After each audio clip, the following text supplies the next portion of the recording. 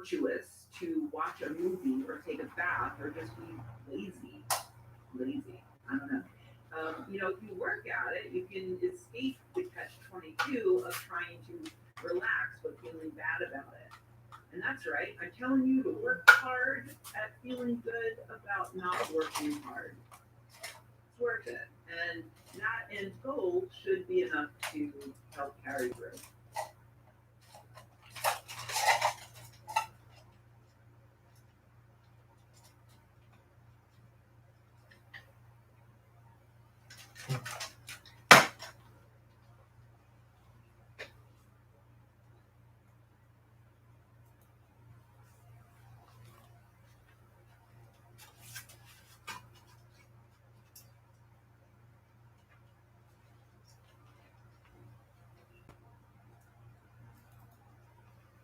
The other day, I was idly thinking about grifters who focus on one side of the political spectrum or the other. Trump really boosted the market for right wing grifters, like the guys who crowdfunded the wall along the US Mexico border. If you'll recall, former Trump aide Steve Bannon helped to run that particular grift, collecting more than $25 million from credulous conservatives contributing to GoFundMe, building about 3 miles of wall in the end. It was just 3 mile long fence, and then they just fucked off with the rest of the money instead of, spending another $11 billion to make the rest of the wall. There are dozens of high profile stories like that on the right, but the left also has its grifters. Like, they're not quite as successful or brash as the right wings right now, but we do have people like Sean King, for instance, out there collecting money from liberals, probably with their hearts in the right place, who want to solve racism or whatever. So they give Sean King money, and then he just fucks off. I think I followed Sean King on Twitter for a few weeks before realizing that he was probably a con artist. And I remember thinking, like, why do people keep supporting this obvious scammer? Like, who falls for this? Well, in answer to the question, who falls for such an obvious scammer, I'd like to make a confession. Me. I fell for an obvious scammer, and I even made a video in which I asked you to fall for this obvious scammer as well. And so this video is my official mea culpa. I was the credulous dum dum. So last December, I made a video about Rebecca Jones, a data scientist, I thought, who was in charge of updating Florida's COVID dashboard. And I was shocked to see footage of armed agents charging into Jones's home to secure her computers under the accusation that she had used her government login to access data after she was fired. Jones claimed that she was fired for refusing to rearrange the data to make it look like Florida was doing better than they actually were when it came to COVID infections, hospitalizations, and deaths. This was after Governor Ron DeSantis reopened the state against the advice of pretty much all doctors and immunologists. Jones set up a GoFundMe that I linked to, and that GoFundMe made more than $312,000 of a $350,000 goal. And apparently, she also had several other successful crowdfunding endeavors. In May of this year, Charles C.W. Cook published an article claiming that Jones was, in fact, a grade A grifter. I saw that post, but I ignored it because it was published in the National Review, which is a conservative magazine that has previously published racist tirades from the likes of Ann Coulter and Dinesh D'Souza. Plus, they have a long history of denying the science of climate change. One particular highlight being when they tweeted this hilariously bad chart to show there's been no global temperature increase. Maybe you can spot what's wrong with this chart. In a debate, this would be known as poisoning the well, more on that in a future video, or just sticking to my echo chamber. But in day-to-day reality, it's just valuing my own precious time and not wasting it reading something that has a good chance of being garbage. But last week, a Twitter account that I follow and enjoy, Bad COVID-19 Takes, published screenshots showing Jones first answering a pointed question from biostatistician Natalie E. Dean. Jones said that false negative antibody tests were a concern. Dean asked why, and Jones replied, because then you're not aware that you have and can spread the virus, which is wrong. A false negative PCR test would be concerning for that reason, but an antibody test doesn't look for an active infection. It looks for a past infection. And so a false negative would simply not inform the person that they had previously had and recovered from an infection days, weeks, or months ago.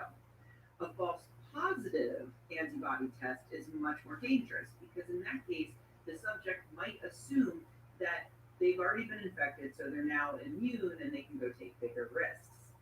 But that single question on Twitter apparently caused Jones to immediately turn around and accuse Dean of harassing her, tagging Dean's employer in that accusation.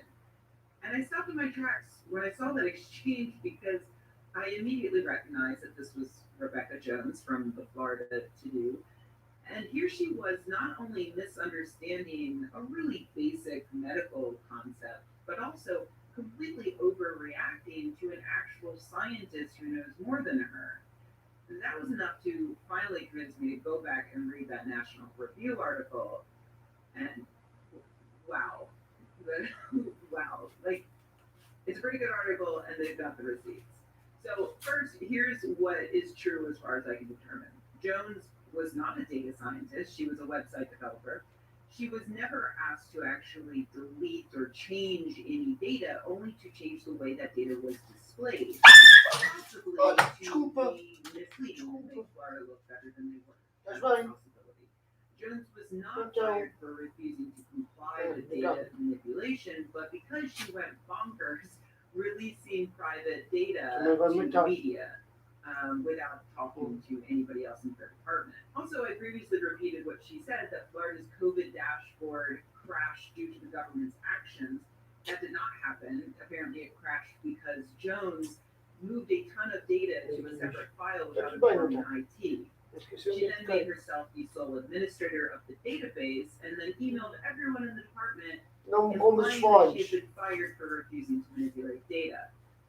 And armed police officers did enter her home while her children were present, but only after she refused 30 minutes of attempts to get her to come outside peacefully so the cops could collect the computers that she had that contained the private personnel data of 19,000 employees, for which she has since been arrested and is now awaiting trial. I still don't think cops need to go anywhere near someone like this with guns, but yeah, she definitely had the means to protect her kids from even seeing the cops. And body cam footage shows that, contrary to what Jones claims, no one, in fact, pointed a gun in her or her kids' faces. Oh, also, this isn't even her first brush with the law. She previously was charged with criminal mischief in 2017, battery of a police officer in 2018, and misdemeanor stalking in 2019 related to an affair she had with a student at Florida State University while she was teaching there.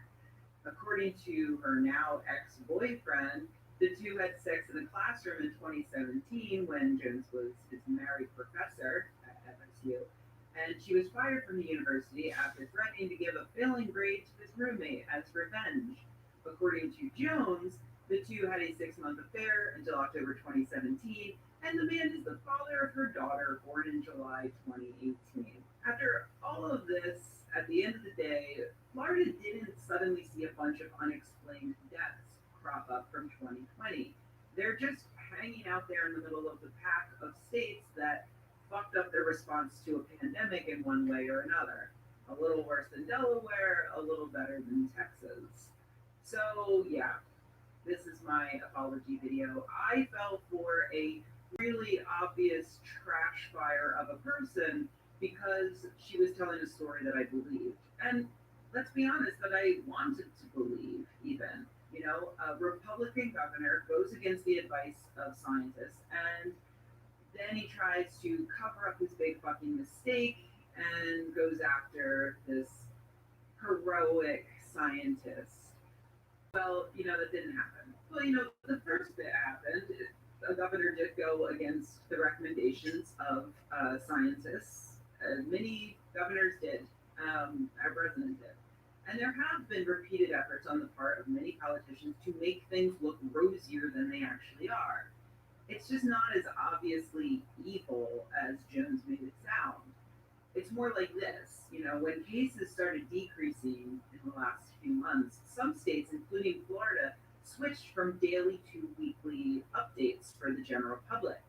But in the past month, cases have been skyrocketing once again, but the weekly updates are still quietly coming out on Friday afternoons. Um, you know, Climbing from 23,000 to 45,000 to 73,000, cases, leaving people who are used to relying on daily updates believing that things aren't as bad as they really are, which might lead to more reckless behavior. But states point out that the weekly figures smooth out daily bumps and show a clearer trend. Plus, they use up fewer resources. So, evil? No, just a different way to do things that might be good or might be bad depending on how you look at it. Please keep all this in mind the next time you see a viral story centered around one charismatic person, even if I'm the one telling you about it, because we can all fall for the occasional grifter, I guess. Even me.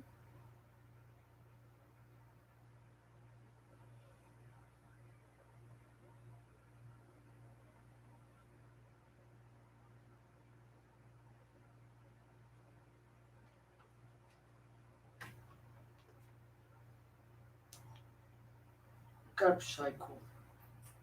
Go. Go up cycle. Cycle.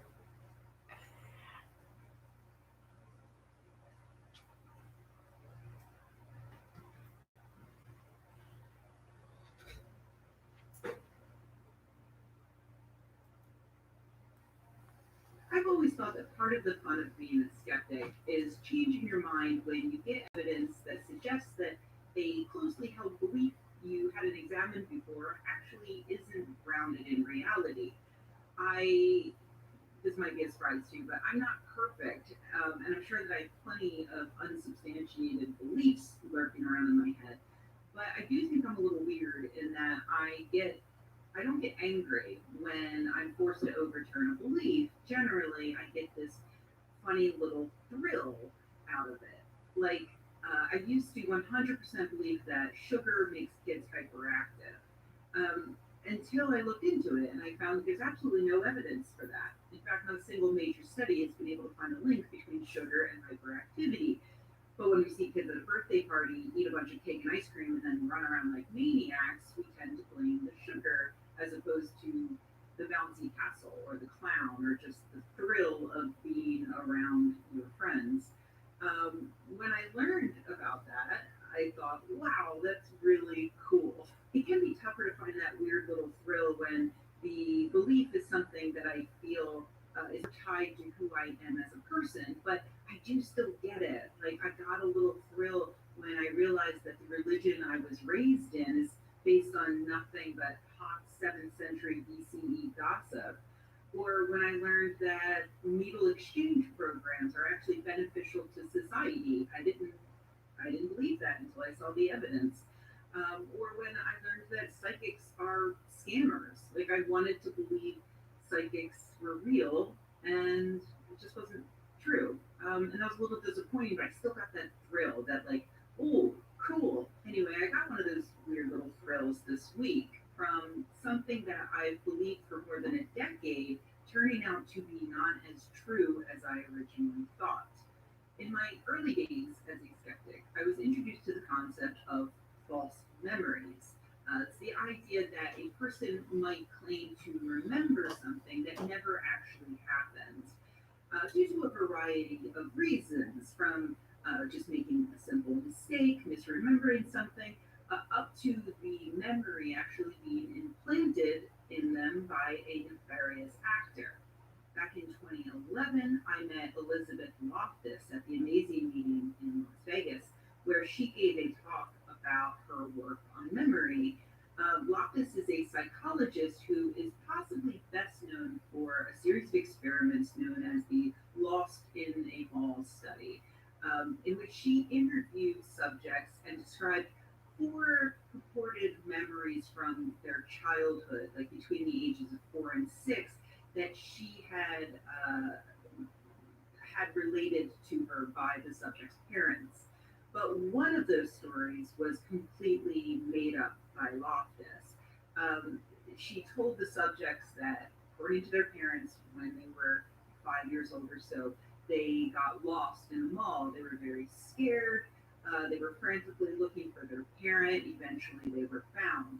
They were then asked how clearly they could picture each of the memories, and in some experiments, they were asked to describe the memories. And what she found was that a significant number of people assumed that the mall memory was a real one, despite the fact that it was made up. There was something like almost a quarter of subjects believed that that was a real memory. This study and others led to Elizabeth Loftus becoming a frequent expert witness in many court cases, such as the McMartin preschool trial from the early 1980s, in which parents accused the teachers and administrators of a preschool of sexually abusing their children, often as part of satanic rituals. We'll talk more about that in a minute. But really, at the time, in 2011, when I met Loftus, I thought of her as an accomplished researcher who was doing something really beneficial for society, especially considering how often people in the United States and elsewhere are convicted of crimes due to flawed eyewitness testimony. For instance, Rafael Ruiz was imprisoned for 25 years for raping a woman who had identified him as her assailant. But the victim later said that police had actually pressured her into choosing him out of the lineup. Ruiz was eventually cleared of the crime thanks to DNA evidence.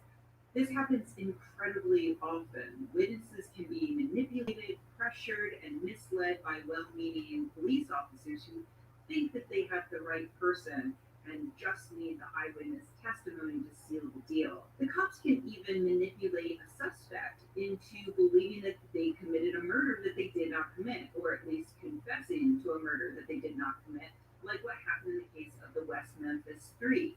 If you've never seen the documentary Paradise Lost, the child murders at Robin Hood Hills, I highly recommend you just pause this video right now and go watch it. It's brilliant. But spoiler alert for a 25-year-old documentary about true events, one of the accused murderers was Jesse Miskelly, a very low IQ teenager who confessed to the murders after he was grilled by police officers for hours. He got nearly all of the details about the crime scene wrong, but he kept changing his story to whatever he thought the cops wanted to hear, and he was convicted for it. So it's important to conduct research on the fallibility of human memory, especially when it can have such far-reaching consequences like these court cases. I was aware of, at the time, Loftus and also groups like the False Memory Syndrome Foundation, which included Loftus on their board, as well as other famous skeptics like James Randi and Martin Gardner, who I respected immensely. And it was also affiliated with the Center for Skeptical Inquiry. Their goal, as I understood it, was to stop the conviction of people accused of crimes they did not commit based on faulty eyewitness testimony, particularly when it came to cases of child sexual abuse and incest. And that was the totality of my opinion of Elizabeth Loftus and other skeptical researchers who investigated false memories. Until this week, when I read a new article in New York Magazine titled The Memory War. And let me tell you, I got that weird little thrill out of realizing that, oops, Elizabeth Loftus might not be so great, and the False Memory Syndrome Foundation is absolutely fucked up. My first surprise from this article was when they casually mentioned that Elizabeth Loftus testified in favor of Ted Bundy, At the trial that he had before, he escaped imprisonment and then murdered several other people. Now, that doesn't mean that she's wrong about everything, but when I read that, I was like, well, she was wrong about one very big thing, Ted Bundy, right? Um, Katie Heaney, who is the writer of the New York Magazine piece, just like throws out that Bundy connection. But I've since read up on that and I realized that um, how he categorized that was actually kind of shitty and unfair and poisoning the well. And I want to put that out at the top here as I'm talking about this. According to a very good overview I read of the Ted Bundy case and Loftus's specific role in that case, the witness who identified Bundy changed loads of details in her story after she was shown a photo of Bundy. The cops showed her two photos of Ted Bundy. They corrected her on the color of his car and the color of his shoes and fixed up other details before they finally showed her a lineup of a bunch of men and Ted Bundy. Bundy was the only one in the lineup whose photo she had seen several times, including seeing it in the newspaper about her case. And so she picked Bundy, and it absolutely sounds like she mostly picked him because she was primed to.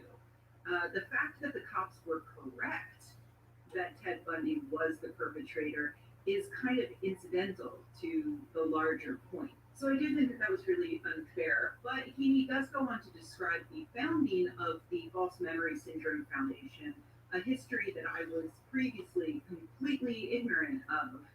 To my embarrassment, that I just sort of quietly supported this foundation. Like I never gave them money or anything, but in my head I thought, yep, they're doing good work, without ever really looking into it.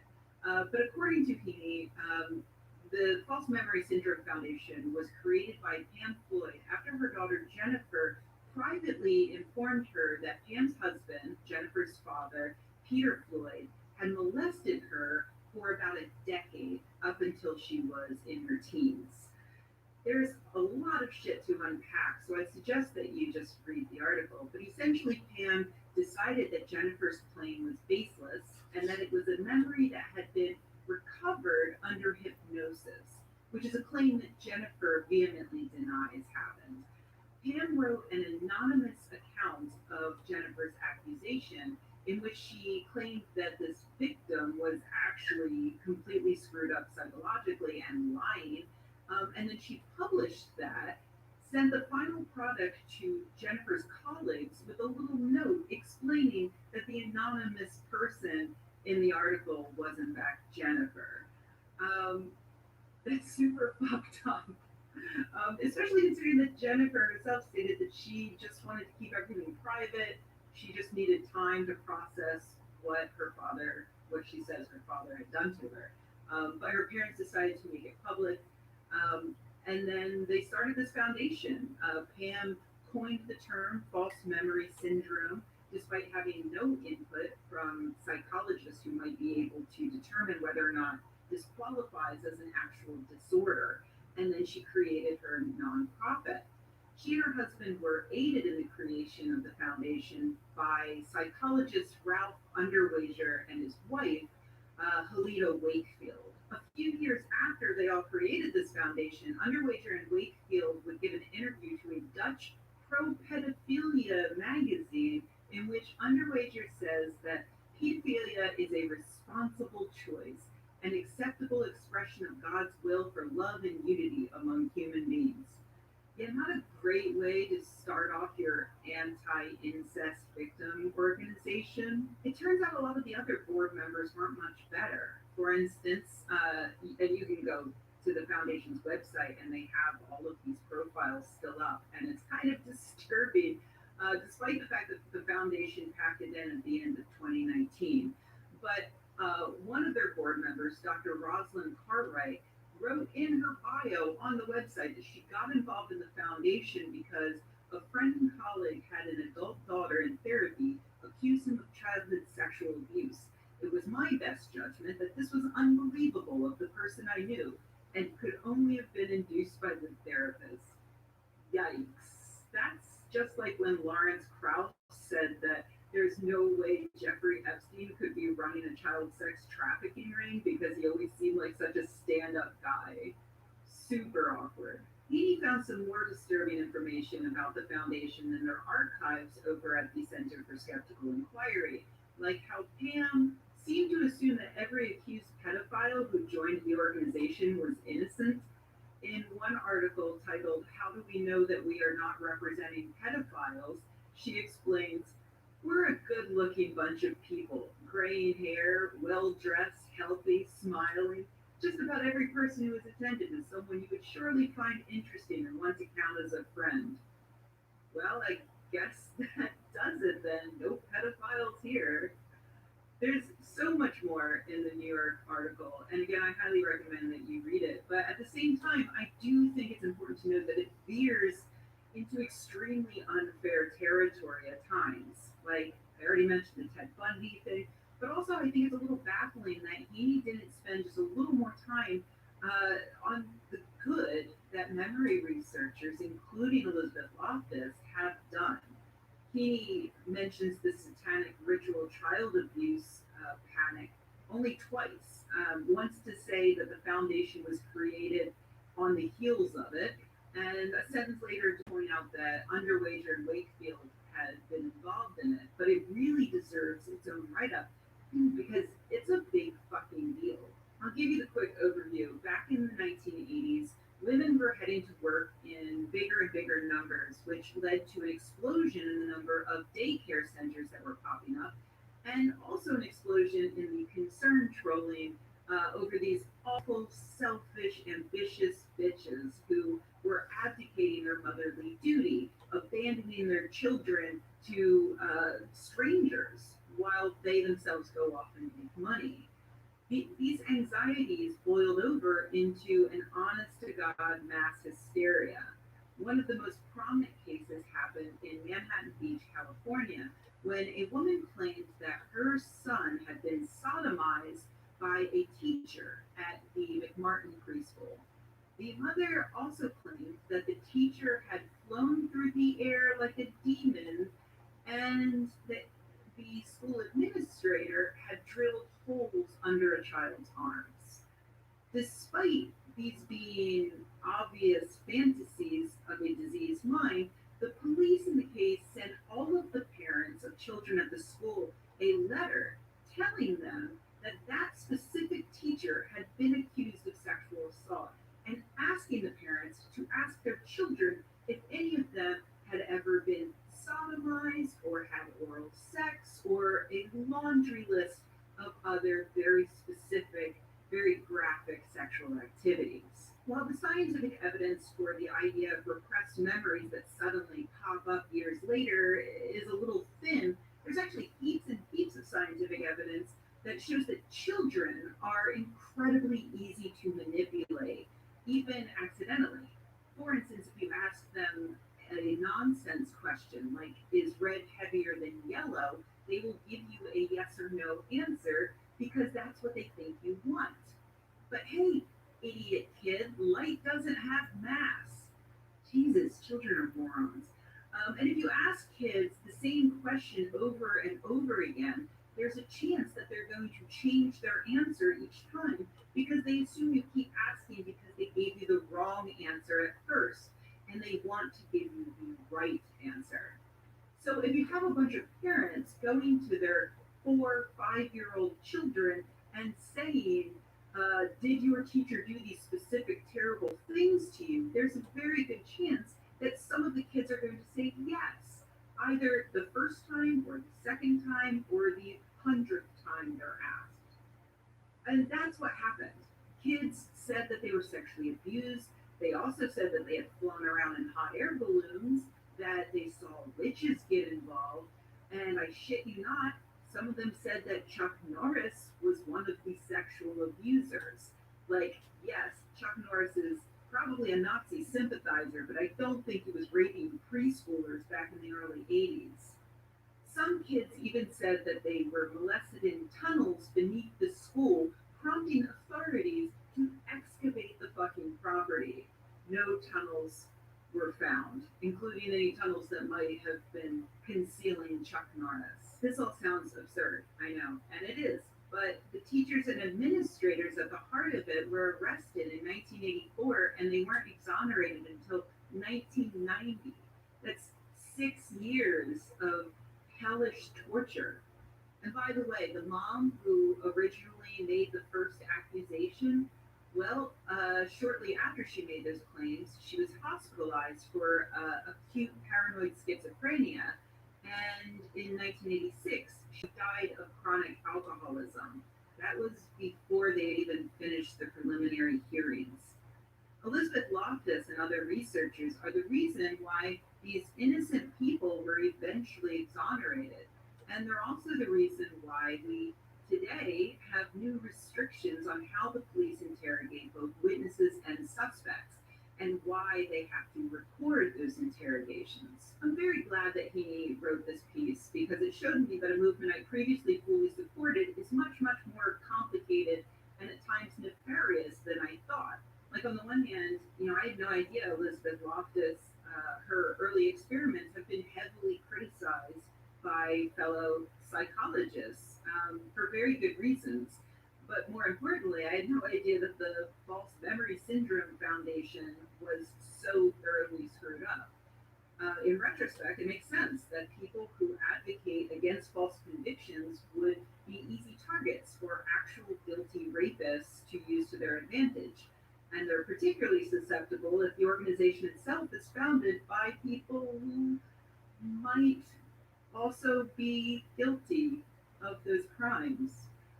But what's important is that we not throw out the baby with the bathwater. Uh, while there is no consensus among psychologists about the nature of so called recovered memories and false memories, it's undeniable that memory can be manipulated and that has led to the imprisonment of innocent people. It's equally undeniable that many victims of child abuse don't speak out until they're adults, and the details they report might be mistaken or they might change as they explore those memories. We need more research to figure out how to find and stop perpetrators of child abuse without sweeping up innocent people along the way due to faulty memories.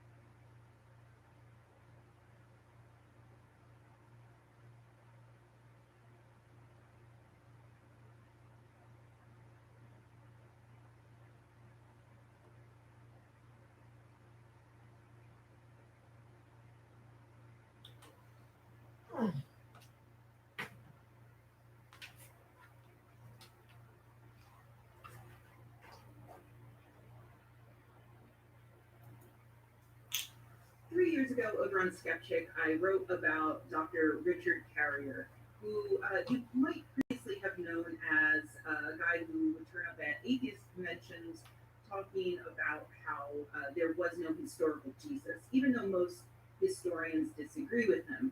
I met him several times at conferences, hung out with him a lot, found him a perfectly nice person.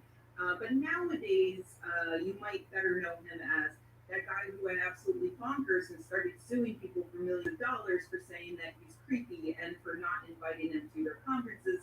So now his only fans are men's rights activists who are half rooting for him and half laughing at him. So yeah, it was 3 years ago that Carrier decided to sue everyone into shutting up, particularly Amy Frank, the woman who posted on her own Facebook page that Richard Carrier had been creepy to her, that she felt that he had sexually harassed her, and Lauren Lane, who runs the free student-run conference Skepticon, who decided not to invite him back to that conference, in part because of accusations like that of him being creepy, and bloggers like PZ Myers for, I guess, reporting on all of that, and also because Free Thought Blogs tried to investigate his creepy behavior, but he removed his blog before they could even begin their investigation. So that's discrimination, I guess. It's creepist behavior. It's discrimination against creeps.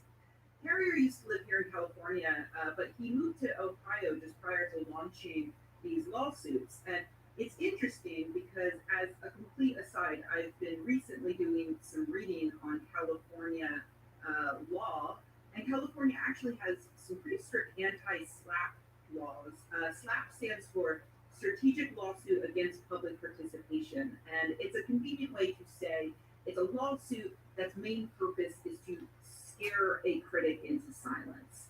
And if you were, I don't know, like a group of college students running a free conference for atheists who can't afford most other conferences, and if a speaker that you didn't invite or that you disinvited said that he was going to sue you for literally more than $2 million, you might be willing to do what he asked, like remove whatever post he wants removed about him and apologize and pay his legal fees. You might want to do that rather than go to court for $2 million, even if you think you're in the right. But if someone tried that kind of intimidation here in California, they would have their lawsuit thrown out before the defendant incurs any particularly great legal costs. But while 28 states, Washington, D.C., and Guam all have anti-SLAPP laws, Ohio doesn't. Anyway, that's just a fun fact. Carrier filed his lawsuit, which, just to clear things up, I am not educated enough to say whether that would qualify as a SLAPP lawsuit or not. He filed it in Ohio, though. Despite the fact that none of the defendants lived or worked or interacted with him there. Because of that, 2 years later, the lawsuits were eventually thrown out, and Carrier was informed that he would have to sue each of the defendants in their home states. The reason I'm talking about all this now is because Richard Carrier has, in fact, filed lawsuits against everyone for the second time in their home states. He is suing Amy Frank in Arizona, PZ Myers in Minnesota, Lauren Lane, and Skepticon in Missouri. Again, as an aside, all of those states do have anti-SLAPP laws in place. Just a fun fact. When I first heard this news, I was shocked because I happen to know that the defendants have spent tens of thousands of dollars in legal fees just answering Carrier's initial litigation. So I have no idea how Carrier himself could possibly afford another round of this. I mean, despite the fact that all of these legal issues have had a positive effect on his Patreon account. It's very expensive. And also, I couldn't figure out what 1-800-lawyer asshole would possibly accept such a case as this. But then I double checked, and it turns out he's representing himself. You know what they say about the man who represents himself. He has a creep for a client. A foolish creep. A creepy fool, like Joker, the Joker. Richard Carrier is basically Jared Leto's Joker. He's the Jared Leto of atheism. I mean, that's in my opinion. It's not really for me to say. I would never actually state that as fact. That would probably be libelous according to Richard Carrier's expert legal opinion. So Carrier is headed back to court, and I'm no lawyer, but I have had quite a bit of experience with libel law. So I know the battle ahead of him. He has to prove that the defendant said something untrue, that they knew it to be untrue, and that they said it for malicious purposes. He's really going all out to prove that it's untrue. He's a creepy fuck who doesn't recognize boundaries. In fact, we have the evidence that he submitted in the previous court cases to look at, so we can see, how his case stacks up. So, first up, let's see.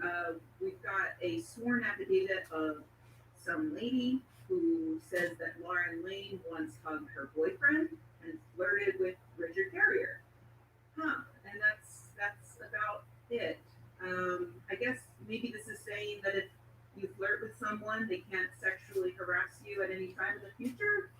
Maybe I don't know. Let's check one of the other sworn affidavits here. Let's see. We've got one from David Fitzgerald. Hey, I know him. He lives here in the Bay Area, and he seems like a nice guy. And according to his affidavit, he's married to the previous lady. Got it. Okay, David testifies to the court before a California notary public that he, let's see, fucked a girl in a bed next to Richard Carrier, who was fucking Lauren Lane at the time. Wow. Sir, this is a Wendy's. Why? Why can you imagine the judge who worked all of his life to become a judge is now reading about how Richard Carrier didn't he wasn't creepy with somebody because he had sex with somebody in bed next to this other guy. Oh man, yikes. Let's see. David also mentions that Lauren seduced Carrier, who, by the way, is 16 years older than her, and that after they had sex, Carrier said Lauren was clingy, and that Carrier ended the relationship. And several months later, he told his wife about it. Cool. The court definitely needs to know this information. This is pretty open and shut. I don't know how anybody could argue that Richard Carrier is creepy after learning that he. Hold on. Let me just check my notes again.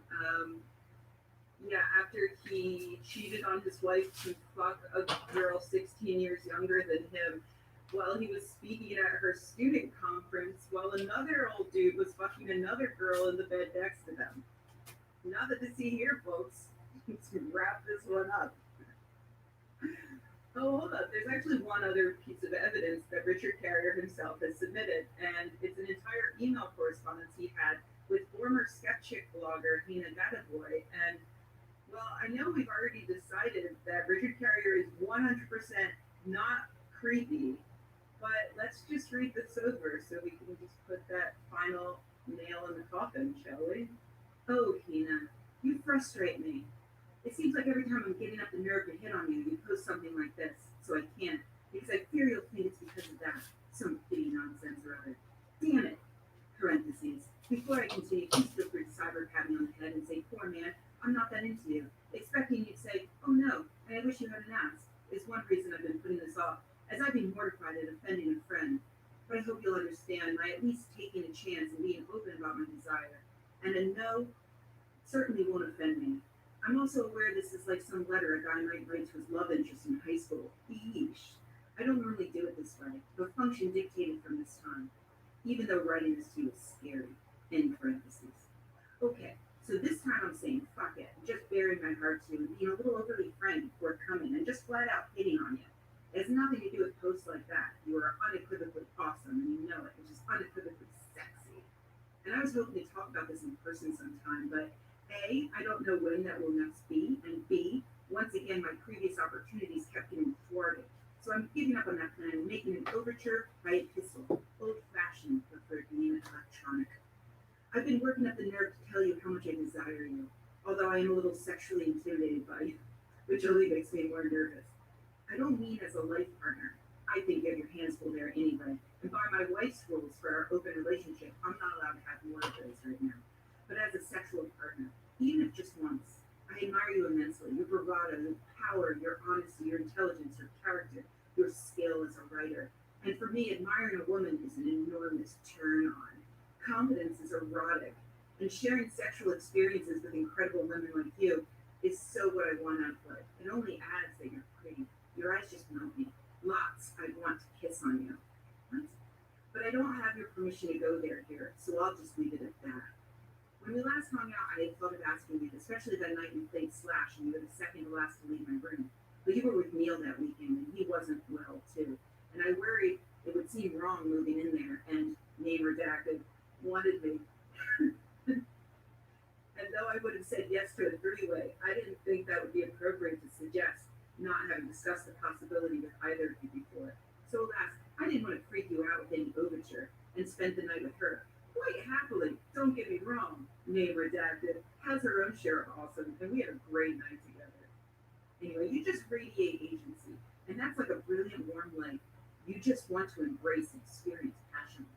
I can go on admiring you from afar as a writer and activist and colleague and valuable assets for our movement, and I can go on spending excellent time together with you as a friend when we happen to be around each other.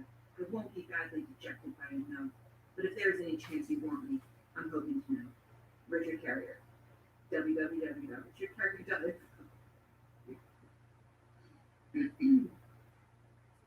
Nina Deverton. Read a polyamorous love letter, for want of what else to call it. Well, how can I say this? You must have mistaken me for someone who is impressed by multiple accounts of multiple conquests, thinks calling an RUDTF email a love letter is amusing, confuses getting a hall pass after getting called rampantly cheating for polyamory, would think that someone would hit on me out of pity, and hasn't noticed the escalation of the way in which you've been acting and talking about and around me. I must have mistaken you for someone who'd get the hint from me not acknowledging and or deflecting the aforementioned hints you've been conspicuously dropping. Oh my God. Nina. I'm so proud that she used to be a writer on Skeptic. She got her start with Skeptic. She just destroyed a man. She just murdered a man. It continues. Oh dear. Nina, I'm so sorry. I truly didn't mean to offend or hurt you. I'll not renew any overtures again. I really do believe and feel all the admiration for you I expressed, and that won't change. Everything I've said has been sincere, but I'll keep our interactions from now on strictly professional. If there's anything I can do to keep our friendship, let me know and I will. It does matter to me, quite apart from my unwanted desires. Otherwise, I will assume you don't want me to hang out with you in the future, which I quite understand from your reaction. It would be helpful to ensure your comfort from now on if you gave me some idea of how to greet you next time we meet. I'd feel compelled to apologize again, but you might not want that. You certainly might not want to hug, for example. By default, I'll just smile and say hi and ask after your welfare, unless you don't even want that. I really apologize for this. Nina. I'm fine with nothing about our interactions changing. God, this is brutal. Oh, this is so hard to get through. Richard. Okay, I'll be awkward, but that's me. After I last wrote, I've been agonizing over what I've done for a while on airplanes all day, and realized I really fucked up. I should not have shared my thoughts and feelings with you without first asking you if you wanted to hear them. That's just wrong. I also realized I must have really ruined your day, so I apologize for that as well. I won't communicate about this again unless you ask. Richard. Nina. Just so we're clear, you don't have to agonize over telling me something. It wasn't sharing your thoughts and feelings that was a problem. It was everything else I mentioned. Nothing was ruined. I'm not of the belief that communication is a wrong thing. Richard. No, certainly. Indeed, everything you said was true. That is my life as you described it, and how I live it, and the nature of the relationships I have. But I shouldn't have assumed you wanted to be a part of it, or would even want to be asked. It really matters to me a lot that you be respected, and that I not cross boundaries I shouldn't, or make you uncomfortable for any reason. And that was all where I went wrong, and what makes me feel awful. Yeah. You've been hinting heavily at this for months now. If you want to feel awful for months of my wanting to tell you no, but not being asked in a direct enough way for me to just say no and get it over with.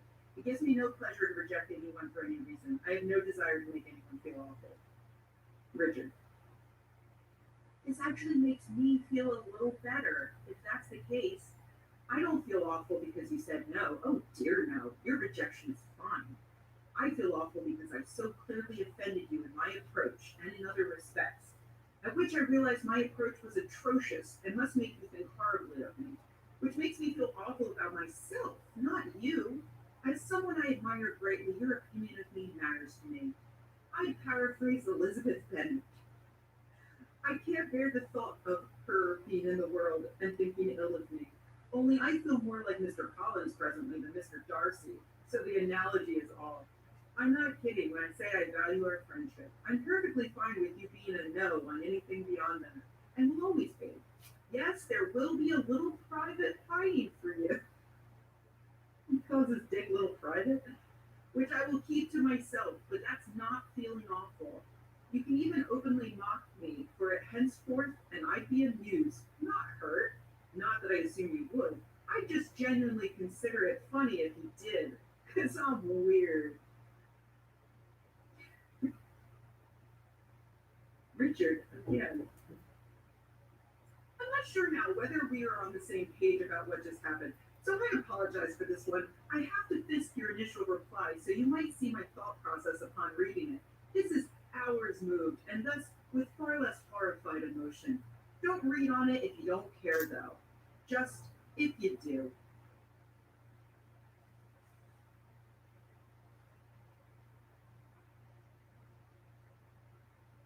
When I say reply is entirely true, that might be hyperbole. Here's what I mean. Quote, you mustn't mistake me for someone who's impressed by multiple accounts of multiple conquests. That's true enough. I did mention thinking you'd be impressed, and I don't think that really reference relationships with women as conquests. But indeed, I may have been mistaken with your opinion of my discussing my promiscuity with you in my day. It was offensive to you. I did not know that until now.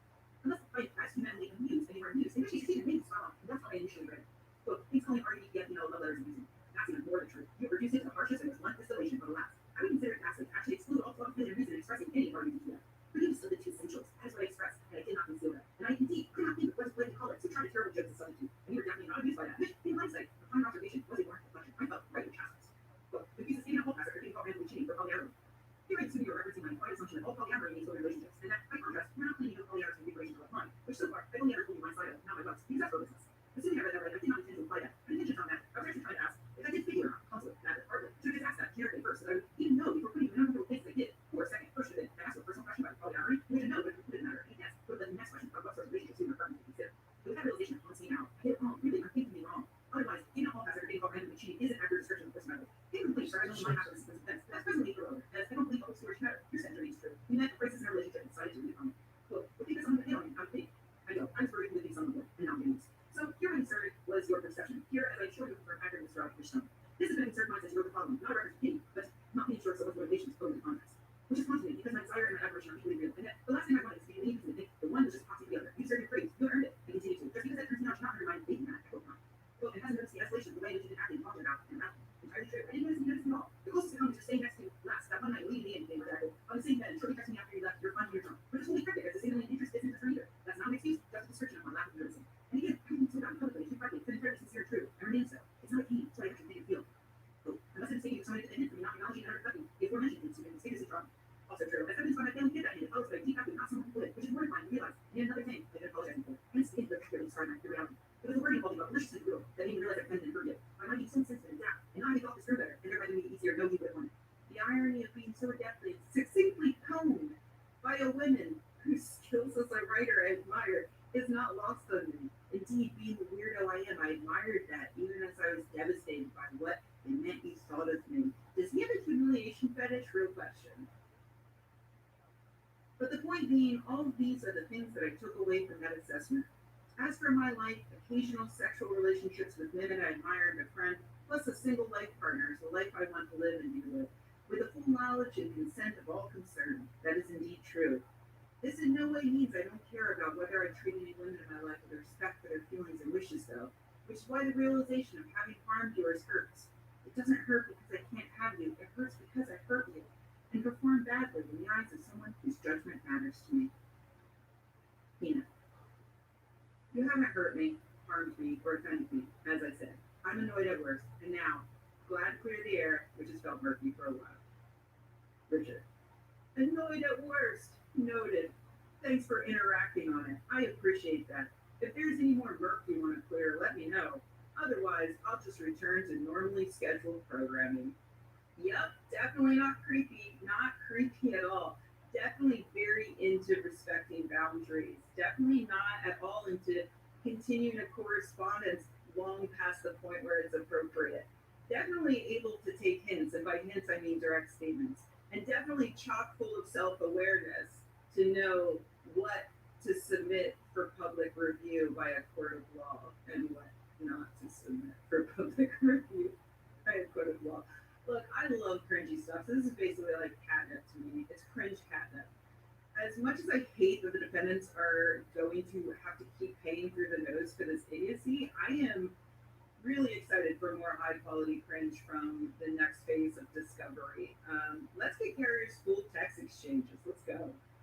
If you'd like to help the defendants fight these lawsuits, you can make a donation over on GoFundMe or on Skepticon's websites. The links will be over on my Patreon in the transcript.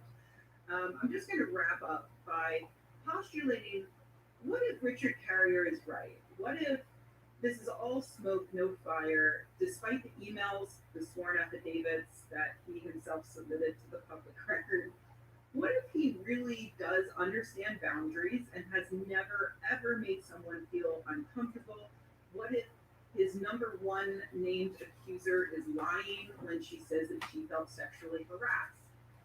Many years ago, I was regularly harassed, non sexually, by a batty woman named she did a lot of truly shitty things to me and to other skeptic writers. And her usual MO was to lie about everything. For instance, she claimed on Twitter that I made an anti Semitic joke about her, saying that someone overheard me at a bar in Austin, Texas, a bar that I was never in because it doesn't exist. Also, I had no idea she was Jewish. Despite that, she managed to get a Jewish anti-bullying organization to offer to help her. She said a lot of things over the years that could definitely fall under the category of defamatory, but by the time the Jewish stuff came up, I had had enough. So I decided to speak to a lawyer. And the lawyer wisely pointed out that essentially, yeah, she's saying defamatory things, but she's a moron. She's clearly a moron.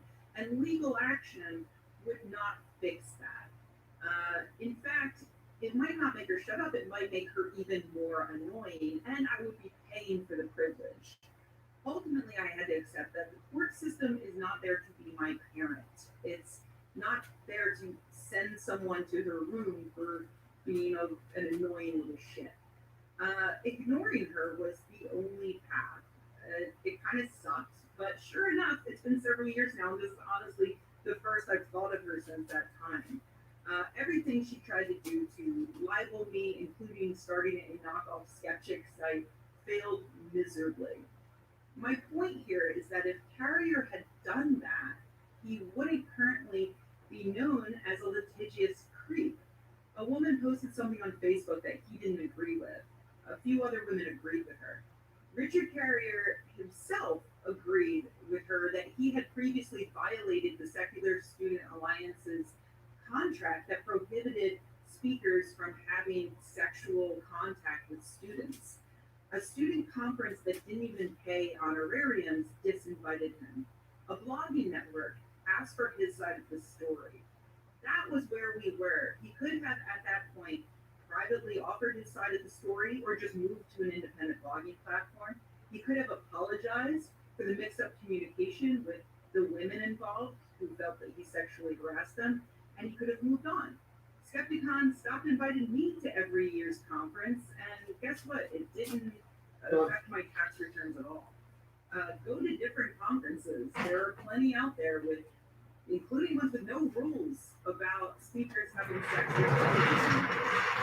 He chose the nuclear option, suing half a dozen bloggers and student activists and people only marginally connected to any of this just because some women felt uncomfortable with his advances and had the temerity to say so on Facebook. Come on, Carrier. Like, you gotta take a step back and see what you're doing here. It's not a good look. I don't think that they caused $2 million worth of damage, even if they did lie about you. That's my opinion. Please don't sue me. But it looks like your Patreon's doing really, really well these days. Just saying. So anyway, if you're watching this and you do want to help out the defendants, please check out the links. Throw some money their way. They're literally being pushed into debt by these ridiculous lawsuits. Whether the lawsuits have merit or not, they have to pay a lawyer to fight them, and it sucks.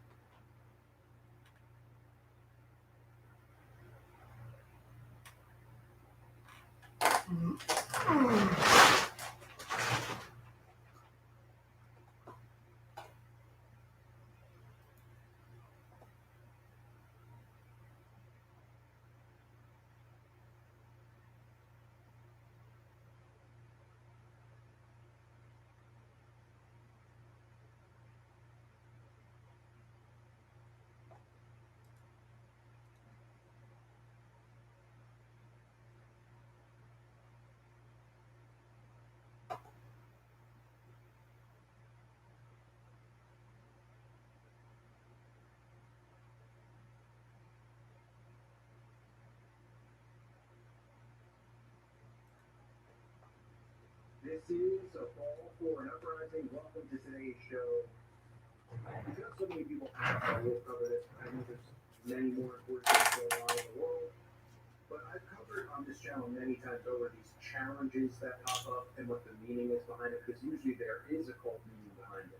You all remember the ALS challenge? They would dump the ice water on one another, and these just complete buffoons think that they're doing something to help. The money actually raised from the Ice Bucket Challenge, I read an article about it a while back, actually did help research that led to some developments in treatments for that disease, for ALS. So that's good. Help a charity, help awareness. Charity? Why do I give money to charity when I call for an uprising and just make shitty YouTube videos? I do much more for society. You're going to realize they're participating in rituals, and they don't care when you point it out. They laugh at it and think it's nothing. But this is just another one that's out there. That's new. It's a joke. I mean, it's laughable. This one's dangerous. I mean, a lot of those challenge things are maybe just old now, but I don't know. Don't do the milk crate thing. Super dangerous. You're gonna break your neck. So obvious, but again, there might be some young people out there who don't even understand why it's pushed and made popular, why the mainstream media, like Good Morning America talks about it, you know, all these mainstream news outlets who don't want you to do it. They're saying it's dangerous, you could get hurt, be careful. Yes, don't do it. It's dangerous. You could be hurt. Be careful. I agree with those sentiments. They only talk. Send Peter this clipping needs to see it. Clip. Privacy reasons. You might have seen in 2019. The picture of the actual dead kid is an image leaked from the Uyghur concentration camps in China. It's a completely different kid. So Peter, you stupid fucking piece of shit. Why did I have to take 5 seconds to do the bare minimum of research for you who claim to be the expert on this, who claim to do your research and you get all your own information? It's a picture from a concentration camp in China, Peter. And you saw that picture next to a picture of Stephen Colbert, a late night talk show host, and you went, yeah, he killed that kid.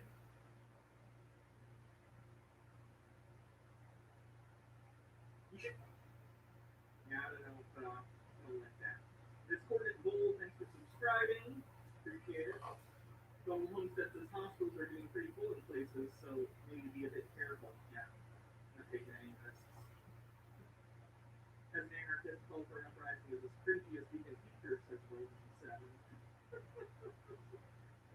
Talk about it because they want it to be popular. If they wanted you to stop doing it or not partaking in it, they wouldn't bring attention to it. They wouldn't let it trend on social media. But they don't let people like me trend or other truthers. They don't let you trend because you promote ridiculous medical misinformation, satanic conspiracy theories, and good old-fashioned conspiratorial anti-Semitism. Trend when before all the nonsense really came to light, we all did kind of trend in a sense because people wanted to hear this stuff, and then they suppressed it. They want it to trend. They want people to partake. And I could put a disclaimer out before I show you what it is and then explain how it's an occult ritual that I do not endorse doing this for many reasons. The myth. So Paul is allowed to cover it even though he thinks it's satanic and doesn't want people to do it. But if Good Morning America covers it and says don't do it, then it's because they're in on it. Do we see the contradiction? Paul is allowed to cover whatever he wants because he's a good guy. But if some random news station or Good Morning America covers something, they're automatically satanic because they covered that thing. That makes sense. Physicus says the news organizations don't control society or social media trends. The reason being because why partake in stupidity and why partake in the occult ritual? They go hand in hand. Okay? Nobody should even tell anyone not to partake in something where you could fall and crack your skull open and fall on the ground. But teenagers are dumb. People are dumb. And teenagers are less developed people. They're prone to risky behavior. apparently I have to say that because Staggering levels of hypocrisy on the card. yeah, oh, there's people promoting it, so social media has to step in because if they're not stepping in to Thanks for the link. Oh, I already have this guy. We covered this guy earlier, actually. So thank you. anything, they'll step in, probably try to stop someone like me from telling you the occult meaning behind it before they would step in and try to stop the zombies from actually partaking in it. But what it is, it's called the Milk Crate Challenge. Milk Crate Challenge. Take a look. I love seeing these Milk Crate Challenge videos, and you guys keep sending them to me, so keep them coming. And if you haven't, That's wildly irresponsible. They should not be telling their viewers to do this. Oh, God. heard what we're talking about. It's this viral thing of people getting hurt, falling off the milk crate. The idea is to stay on the milk crate, Right. climb up and then back down. But Jason Carter in the carport, a lot of folks are not successful. It honestly looks like they're breaking arms and legs in the process. Brilliant. This is terrible. Why was the first guy like, yeah, keep sending me them, I love them, and they're like, but a lot of people are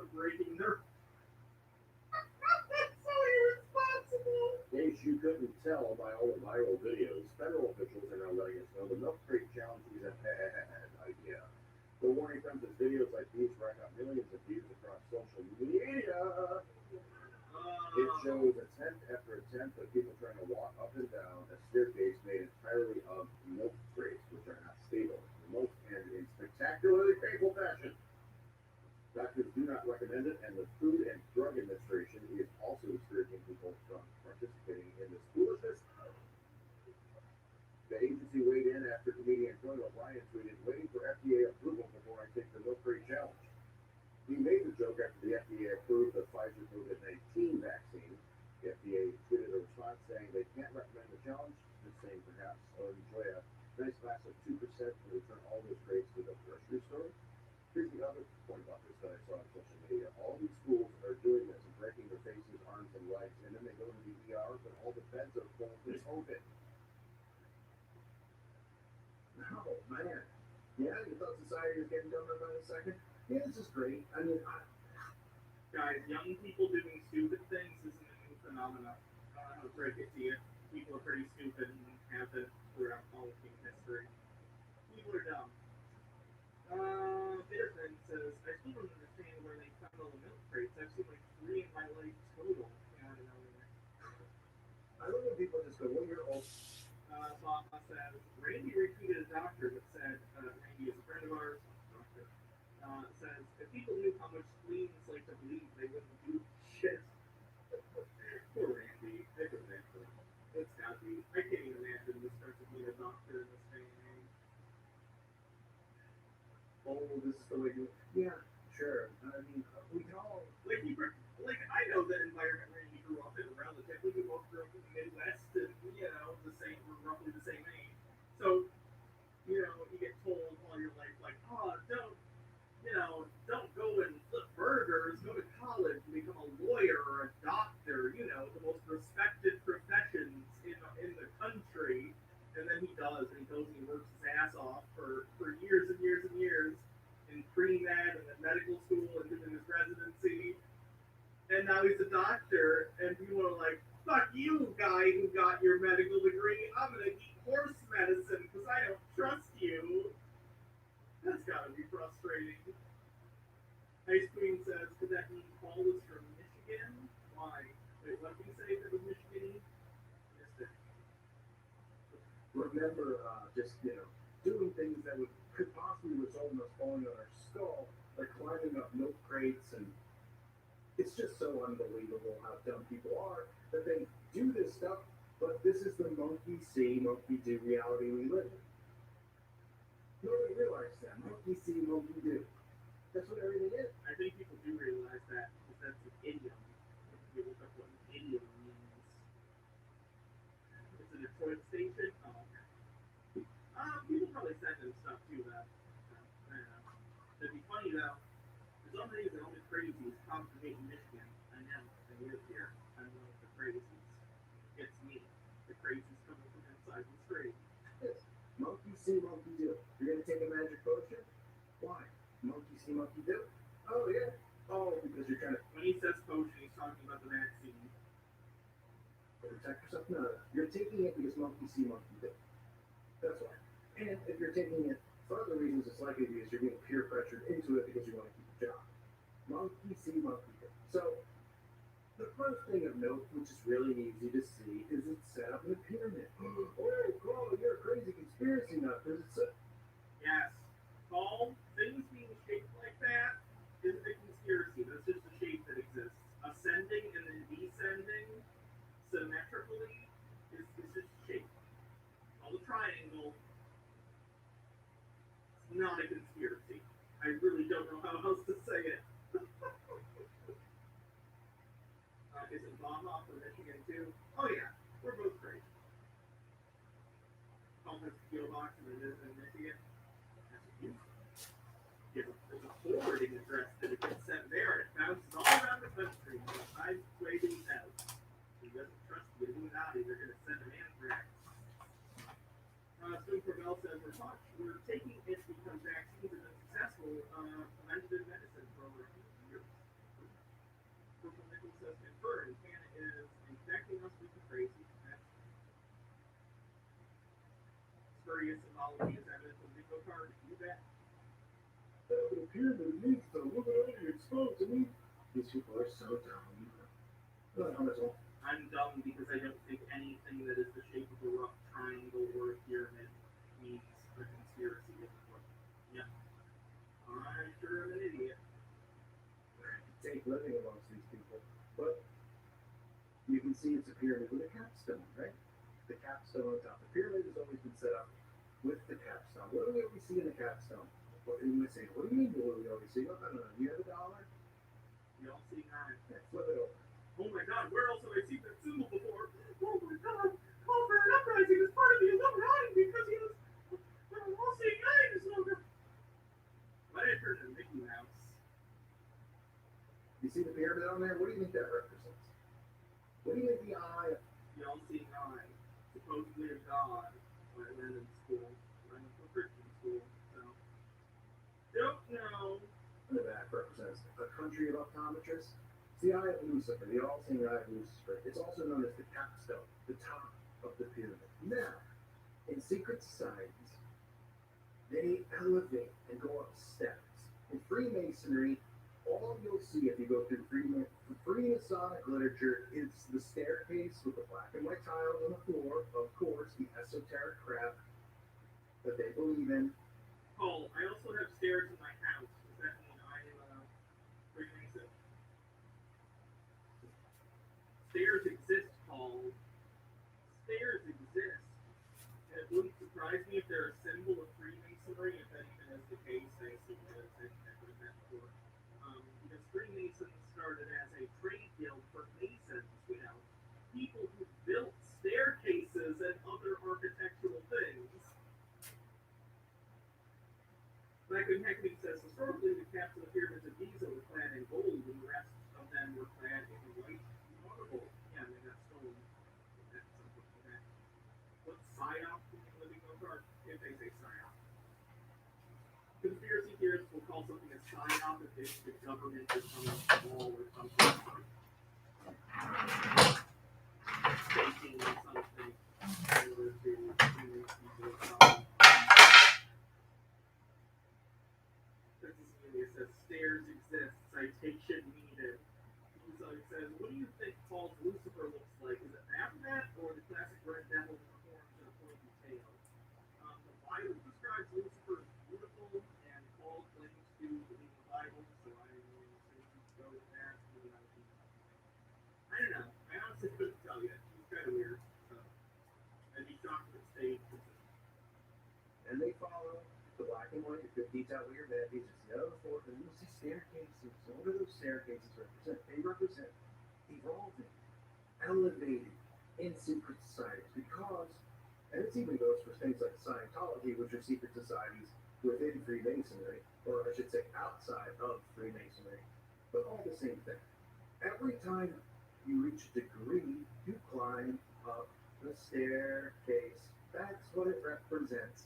And the higher you climb, the more knowledge you're told you receive. Because you're not really receiving knowledge. They like to tell you that you're receiving the secret knowledge of the world. The knowledge is in the Bible. That's where the knowledge is. This is the wickedness of the world, each one of these steps. Yeah, the Bible. I love the Bible. It taught me that in order to genetically manipulate animals, you need to have them breed in front of things with the qualities you want.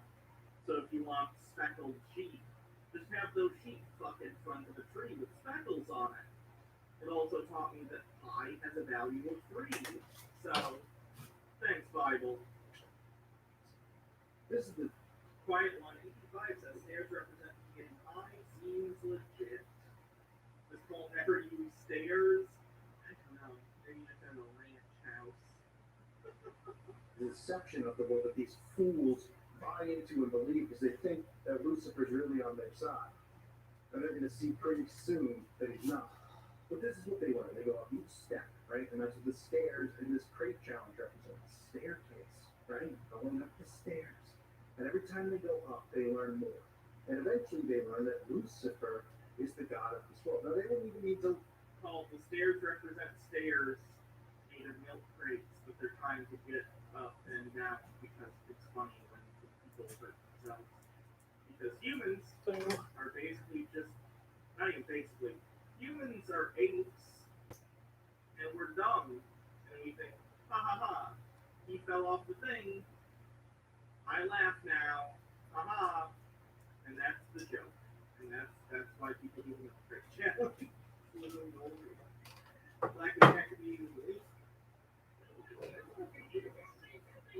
I cannot play a clip from Unconfined before. Sorry. Learn that in Freemasonry because the Bible teaches that this world is of the devil. Okay, what if I don't believe the Bible, Paul? Why should I believe the Bible? Okay, if you do, I'm asking why I, as a non-believer, should even care what you have to say about the Bible when I don't believe it. yo, Monty Mutton no. says you never use stairs if you never leave Guess your what it man's does? house. Black and Hackney says to misquote someone, sometimes a set of stairs is just a set of stairs. But they learn that.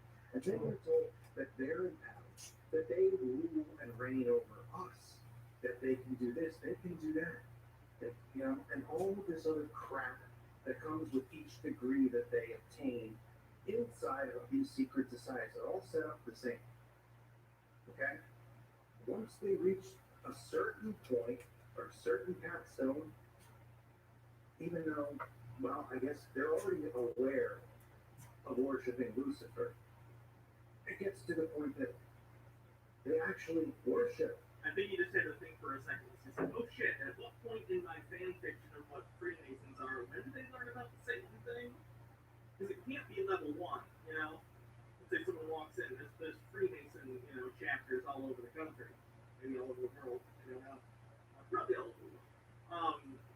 But like I had one in my hometown, and people would usually rent out their hall for their birthdays or quinceañeras or bar mitzvahs or graduation parties because it was a big hall.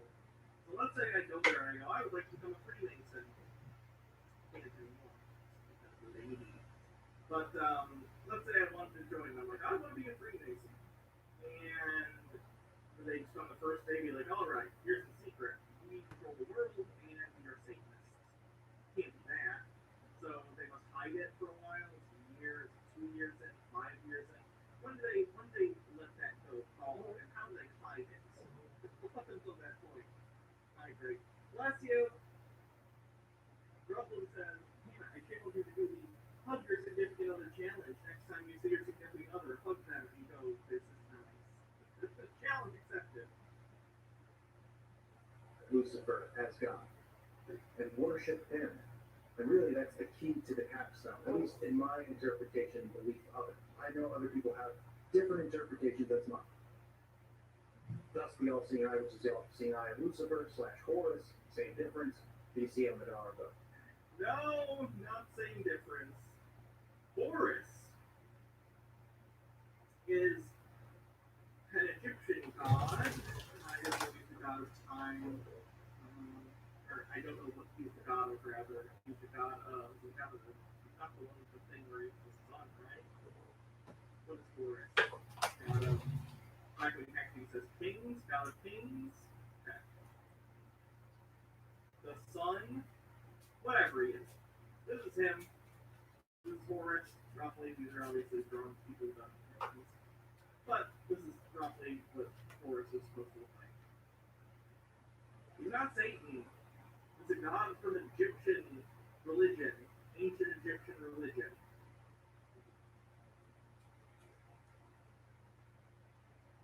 Okay? So you might say, well, what does this have to do with people setting up in their backyard? First of all, they're mocking you. See? Black McHackie says Horus is verb. Thanks. Well, they're having you partake in rituals without even realizing what you're going to eventually be doing. Society is going to be set up where they follow the secret mystery religions. Out in the open. Christianity, they will attempt and try to kill off. They will make martyrs of many Christians, and there will be others who survive and still are here to try to shine light on the gospel and the true word. But these people will continue to do whatever they have to do to indoctrinate people with the occult and normalize it. That's what they've done since television has come out. They have normalized the occult. They have normalized rituals. Television? Boris, the traitor, the heretic, the biggest dick in the galaxy. What? That fucking Farnsworth guy that invented television. What a dick. Okay, first thing. That's etc., etc., etc. To make it normal, so that people think that people such as you and me are not. Not Hubert, he's a real guy. And they can think it all they want. They're so far-fetched from what's really happening in their minds. Philo Farnsworth, the guy who invented television, his name is Philo. That's a Philo. So far gone, they're not even human anymore. Because if you can't critically think, you're not human. Period. If you If we didn't already have staggering hypocrisy on the bingo card. So can't think for yourself, you are not a human being. And these people can't. Now, the other thing that needs to be pointed out, in addition to the staircase, the pyramid, and the capstone, of course, with Freemasonry, is milk. Right? Well, we all love milk. And this, I use milk like when I'm making mac and cheese or whatever, but I don't understand people. Well, okay, here's the exception: chocolate milk. Like a big chocolate milk. But like, I don't understand people who just like pour a glass of like white milk. Milk. No, milk is not the other thing, guys. What do you really? Solomon, are you kidding? Milk is not the other thing. How can you? It's a product of it, but it's not that. That's a dumb question. We keep staying on the bingo card. I don't think it's come up yet. Peter might have brought it up. I don't remember. Do I have like milk and cookies?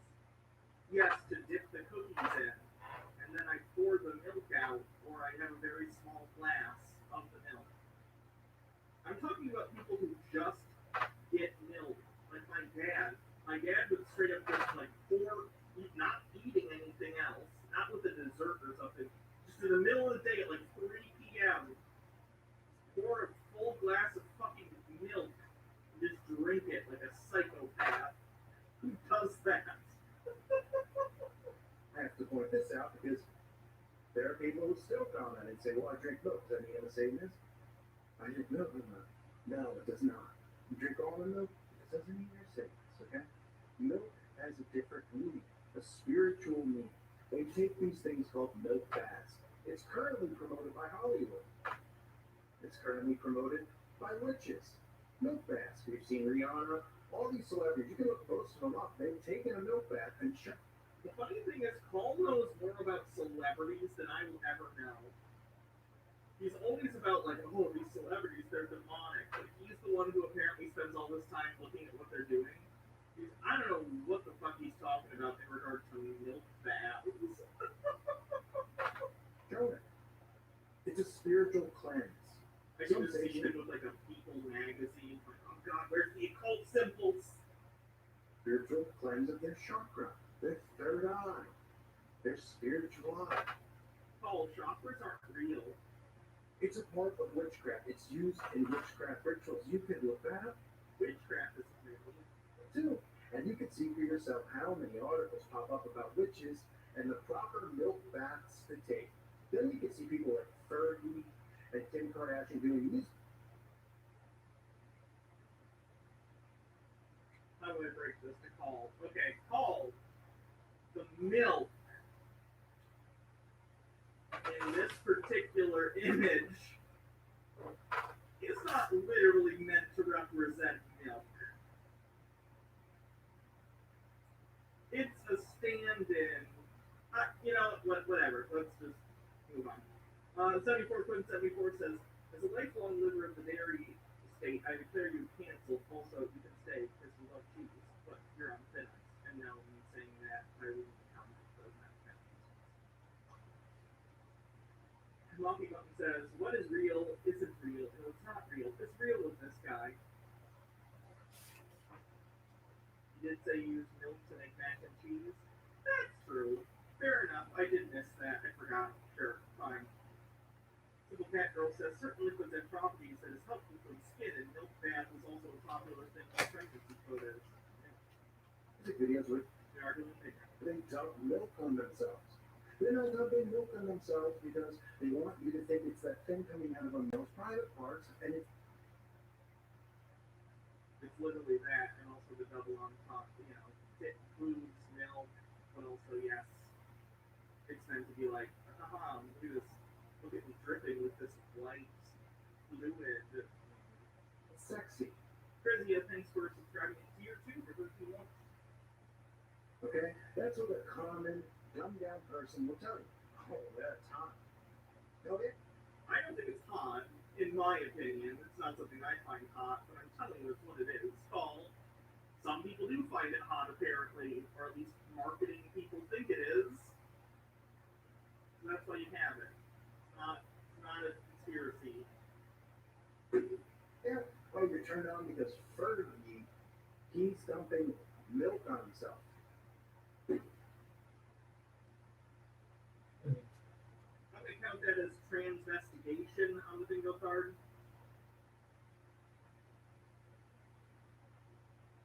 That's turning you on.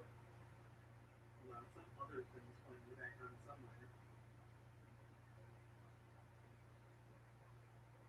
I've had videos. Where is that coming from?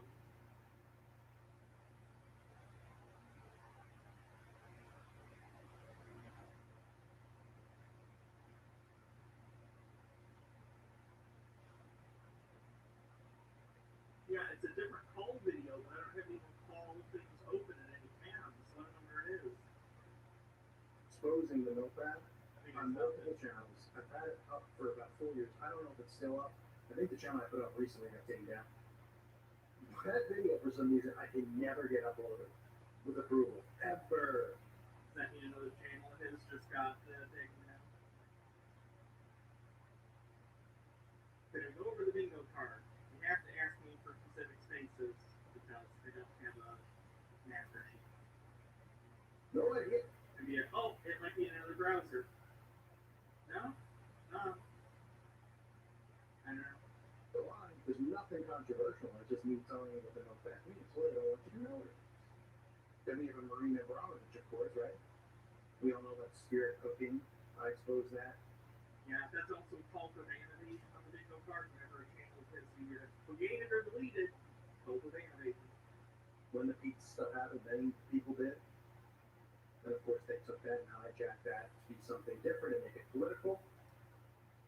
And not to look through the lens, the actual lenses, and see what they were doing and what they were trying to get people indoctrinated with. But even in that, right, the milk that is used in ritual, milk is a common component used in witchcraft. Crowley, all these magicians, sorcerers, Satanists that they study use milk in it. You'll see Marina even with the goat. You'll even see now they push goat milk. I'm talking. Satanic ritual child abuse? Yes, we do. Do your own research. I'm gonna say yes because of the freak out I had on Peter. His quote unquote research. About goat milk in addition to just goat worship, which I cover all the time. Okay, these things all tie together. So all of these stupid things that pop up, and people look at it and they go, "Oh, it's so dumb." Nothing becomes viral unless they want it to become viral, and that's a fact. Nothing sneaks to. Oh, I'm gonna do it too. People, yeah. Do people copy it because they're dumb? Yeah, of course. But what do you think's happening with the magic potion? It doesn't Never hit 4K. become a trend Face diaper? No, no one said face diaper. or viral unless they want it to be. And all of these things that end up being challenges are rituals. They're small.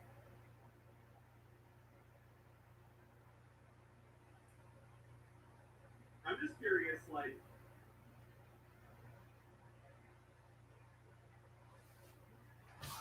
the Tide Pod Challenge? What ritual purpose does the Tide Pod Challenge have? Curious.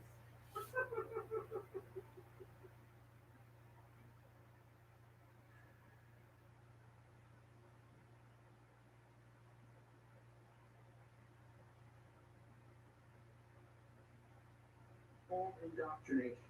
Does it mean if you Optometrist on bingo card, yes. Mention that. Yeah, exasperated, yes. The heater thing.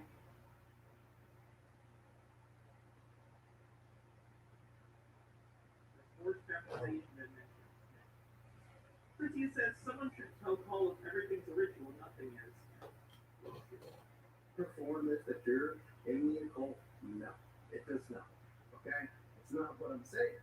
And I have people do videos saying that I'm saying that, but I'm not. But they will because their brains are so dumb. Because I hear videos that people do on me and what I say. You know, even you can even listen to when they just totally ignore what I say and just take what they only hear, which is really a lot what the LGBTQ community does. So they hear what they. Have you considered that you're a bad communicator, Paul? Just curious. Want to hear, which is that they're oppressed. And, Do we have vaccine shedding or coveted trifecta, or the coveted trifecta? No.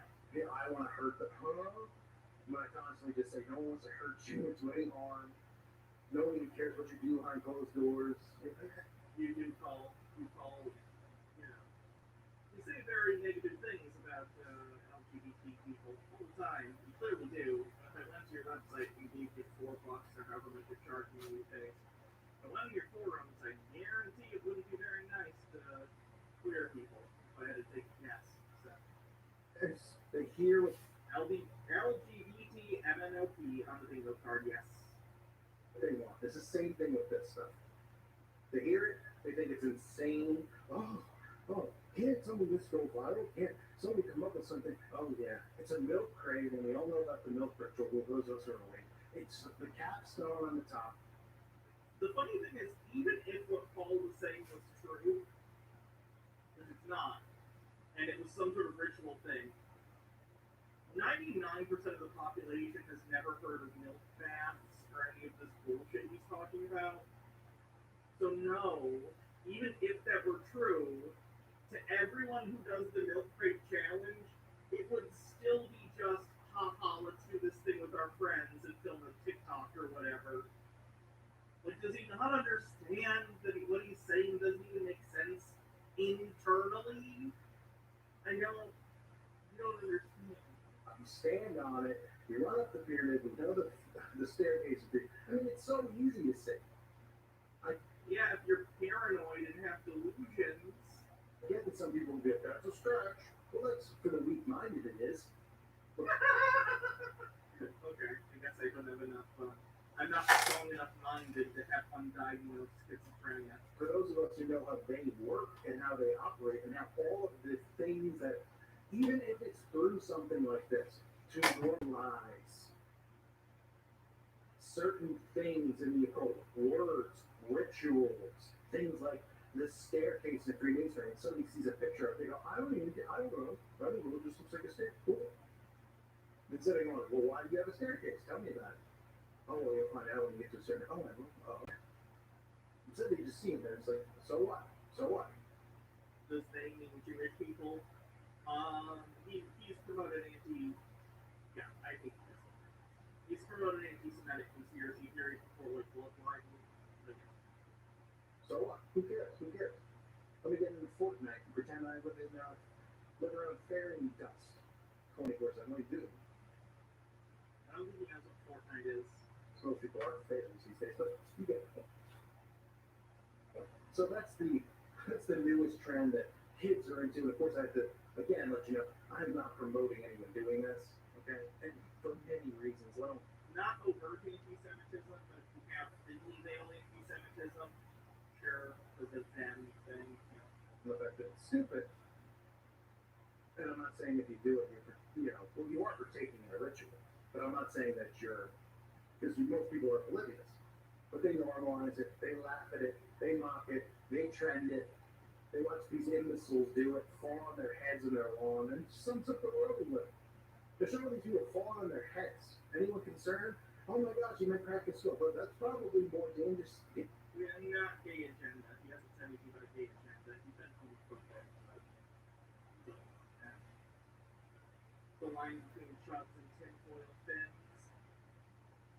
Yeah, if no other reason than get earlier, but they're dangerous than what's actually supposedly floating around in our society that we're all wearing diapers over our faces for. So, suppose face diaper on the bingo card. what do you wear? Yeah, this ain't dangerous. Oh, good. That's why they have to come out and say we don't promote this, because then if you make that argument, of course, they'll try to deflect off of it. But this world is just—it's all it is. It's all that it is. It's all that anything going on is. And people go, you just pull things, Colin. You're pulling it. All they do, they pull stuff and then they make it into their own narrative. No, you're just also dumb. Not you, the subscribers. I'm talking about the people out there who question this stuff. Oh, thank God. I'm not subscribed to this channel. Hang on, me. Hit subscribe though, so I'm smart like that. So, Sonic, thanks for the rating, Welcome Raiders. I'm Hannah. We're doing conspiracy theory debunks and making fun of them today. It's on a Tuesday. Go check out Sonic here on Twitch. dumb and naive. Expert with ridiculous job title. Cool. Now, not to my knowledge. To see what's happening, you don't want to believe. And I know people like you because I have family members who are like that. Even Christian family members who believe in Christ. They don't want to see the bad because they want to think everything's cupcakes and roses. And I'm not saying that you ain't getting go out of salvation if you feel it. I'm not saying you have to see the bad to find the good, to find salvation. Some people need to see it to find salvation. That's why I do what I do. But if you're naive and you shut yourself off to all this stuff and you start doing this stuff, you end up getting lukewarm. You end up going down the path of being a follower of Christ into being, guess what? A spiritual person. You know what that means? That means you start becoming a spiritual Christian, universal religion, a spiritual God, a universal God, and you are far gone. You're so far away from Christ, you have no idea. I saw somebody yesterday. Take that, Unitarians! I went on YouTube trending. There's a video of somebody coming out of the closet. I'm just like, well, I know why it's there. Because that person, I don't know who he's talking about, I think it was a popular YouTuber who came out. Probably. Is Cole still of the mindset that, like, gay people and trans people are, like, a weird, abnormal thing to talk about? Because we're in the year of our Lord 2021. Gay and trans and bi people, it's just a part of life. Like, if you're under 30 at minimum, it's probably even older for a lot of people, but, like, if you're under 30, it's not like, oh my God, did you see that person came out as gay or whatever? No one cares. It's just like, oh, that person, oh, okay. It's just a thing. It's not some weird new thing. It's just part of everyday life. If you're under 30, people being gay has been part of reality your entire life. Out in the open. It is not weird. Word salad, not that I'm aware of. No one called it out specifically at any point. I don't understand how people don't know why. Who cares? You know, this person's coming out. So I go on there and I read like just scrolling up 4 comments just to see what some of these people are saying. Of course, there's a thumbs up comment. Person's first words, as a Christian, and then they go on a rant. As a Christian, I support the LGBT. This is so great, so encouraging. I don't understand why other Christians can't support this. It's just I sit there and I just look and I go, I can't question what's in your heart, and I can't question if you're saved. Only God. That's God's job, not mine. But I sure as hell can sit here and ooh. Trying to PNG of his logo. I was having a hard time finding a good image of his logo to make a PNG out of, so when I make thumbnails, that'll be a good one. They're really easy to pull black now.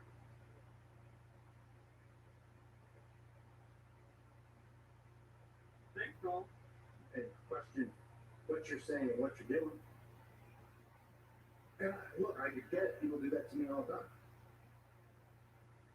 The more you start supporting sin and just going, whatever, the more it becomes normal.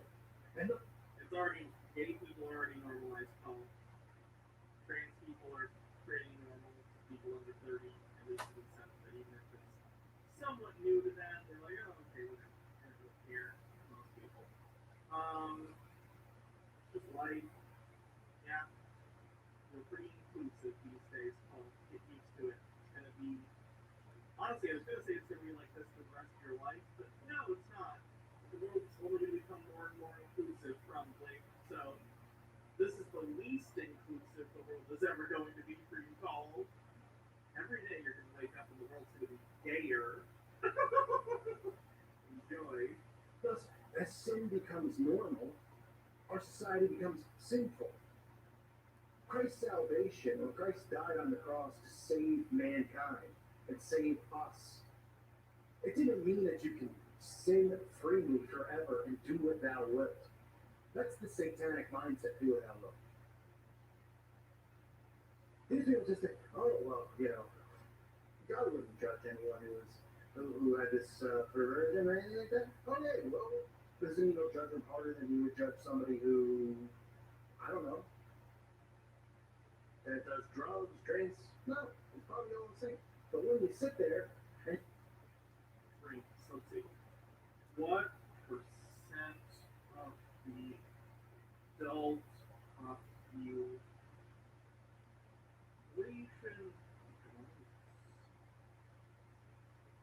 let me see. 86%, 69.5% report they drank in the past year.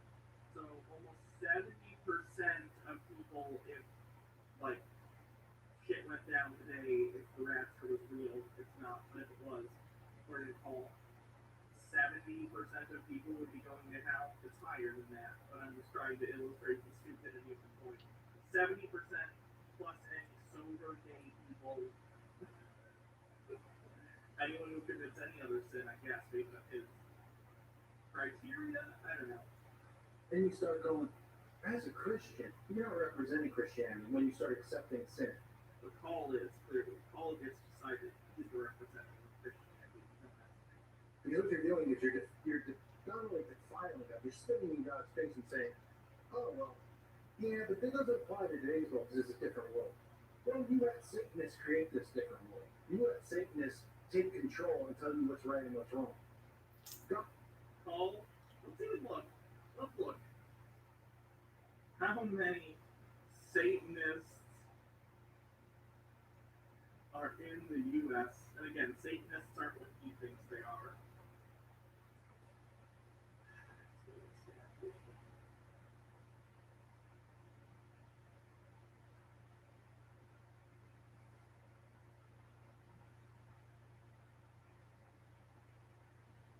What percent of people are Satanists?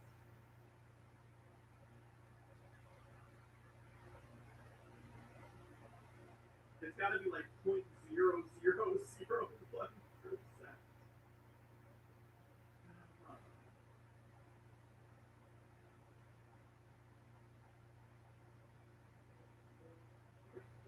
Well, it's not a readily available statistic, but basically, no one calls themselves Satanists. And most people who self-describe Satanism are atheists.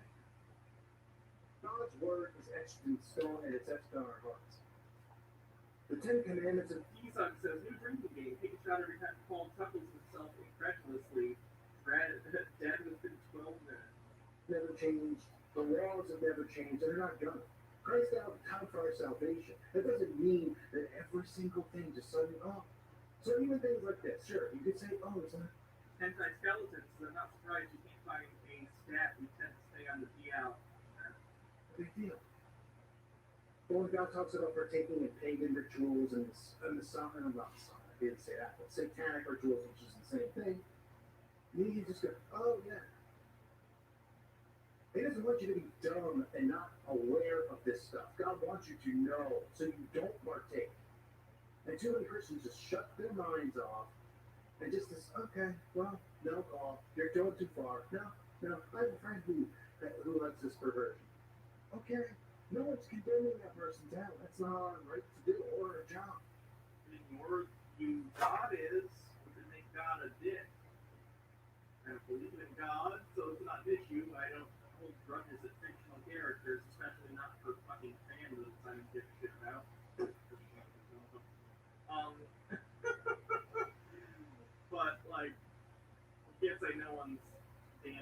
them are known as judging them because according to you, the creator of you, you're wrong. But you believe. But it's not your right to love the sin and then just and to accept the sin and then to tell everyone it's okay. Partake in it. What's next? Huh? Well, we know. We're gonna get people putting blood on their faces, doing blood rituals.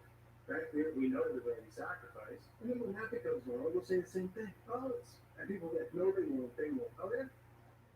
Yeah, we all we have to do is look at some. Weird slippery slope argument. That's a thing that's great. I mean, as simple as the one-niner. I said this last year. It was going to take time. They'd accept it. People would take it. Then they make it mandatory when, after the first couple phases of it. People have no way. First of all, people were waiting for the vaccine anyway. Most people are not vaccine deniers or vaccine, whatever you want to call them, anti-vax piece of shit. So that's a weird prediction to make, considering even at the time you made the prediction, most people were already hoping for a vaccine and waiting for it. Secondly, nothing has been mandated yet, except in things like the military, and certain jobs. You can lose those jobs if you don't want to. They're fine business. They don't have to do that.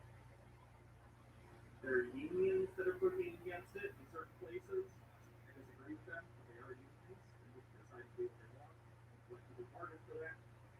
So you're wrong. There's not been any sort of federal mandate for the public. I know people, no way, no chance, never will. Oh yeah? All of them took it. Work came home, have to go to conferences. So then when they bring up the mark or anything else, what's the response? Oh, I gotta pay my bills, don't I? But you can trust in the Lord. Paul, I think I've gone over this before too. The mark of the beast isn't supposed to happen until after the rapture happens and the Antichrist takes power. So if you're still here, Paul, and the mark of the beast is already here, that means you didn't get raptured, which means you're not a true Christian. Just something to think about. Maybe you know what you're talking about within your own religious frame. Instead, I have to. But why? Because the system that we live in tells you to. Or you can stop playing in that game. But they won't. And they don't. And I've gone on a completely different rant off of the topic here of what this is, which is just a challenge. But do you understand, as far as the standpoint of Christians, and just if you keep accepting sin and accepting all of this stuff, it just continues to become normalized. And then it's like, that's what's happened now. And with the LZQ, it's like, oh, it's okay. What do you mean it's okay? I mean, I'm pretty sure. It's okay. Fine. Here. Setember Bell says, how many marks of the beast are we going to get proven to be bullshit before these people stop saying everything is a mark of the beast? Social security numbers on the mark, credit cards on the mark, etc., etc., etc. Barcodes, they also got were the mark of the beast. Credit cards, and then when they got the NFID, sorry, the NFID chips, RFID chips. So they got the RFID chips. They said it was the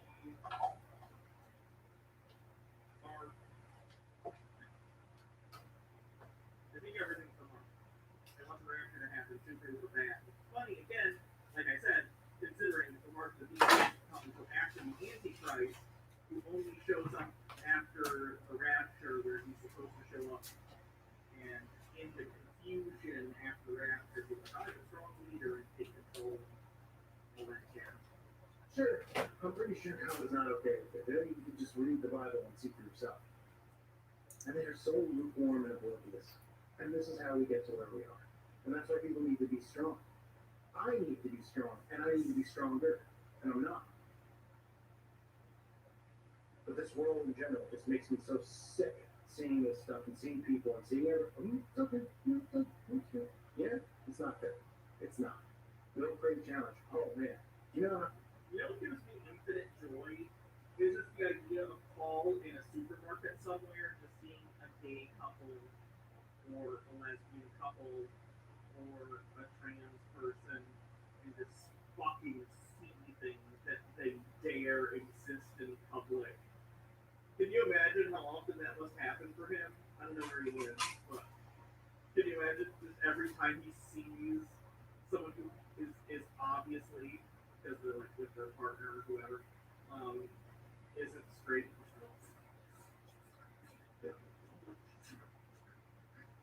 I love that. I love that for him. Okay, Sume with 300 bits says, I'm sorry I'm so trash handed. If we need to talk about my behavior, please let me know. Also, silence. Okay, here we go. Big Sweet Demon says, POV, the teddy bear call screams this to every match.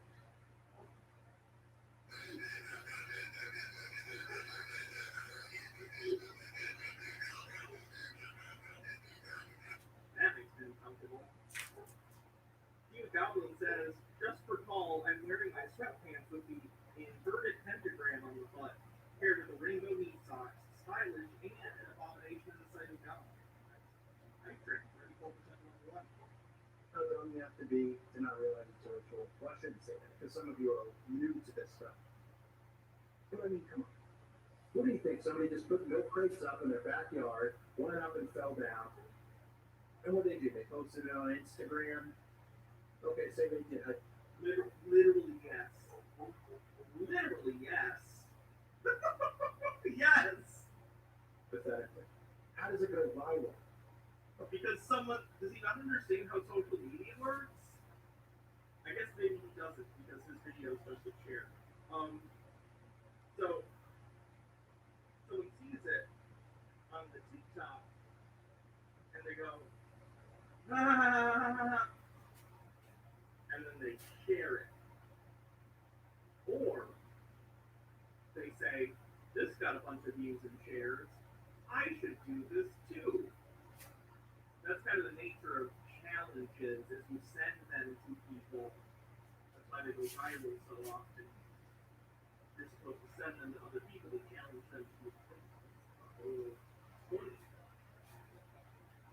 well, my ending says, I do. And it has to think out of your life.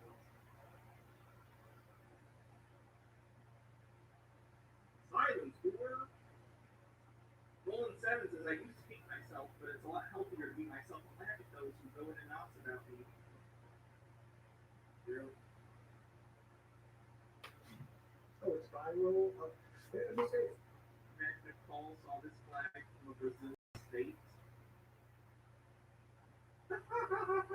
Oh gosh, what does it say? In English. The flag of the state of Minas Gerais is one of the official symbols of the Brazilian state. What does this mean? Does it mean liberty? Wait, what is this? Is it because it's a triangle? Yeah, triangles are sinister, guys. Didn't you know that? Hugh Goblin says last night, it's mighty.